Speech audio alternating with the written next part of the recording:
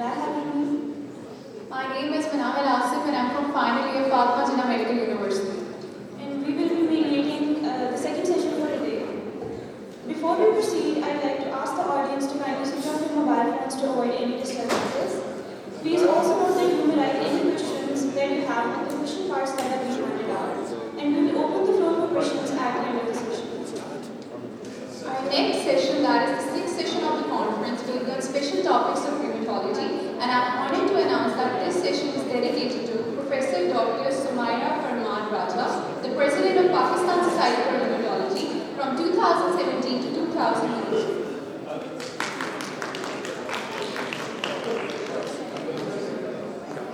Before we begin, let us introduce our honorable chairs for this session.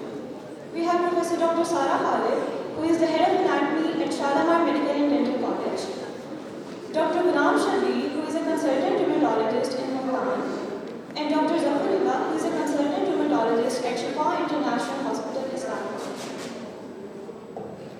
Not wasting more time in beginning the session, our first speaker for the session is Professor Dr. Sami Salman, who is currently Professor Emeritus in the College of Medicine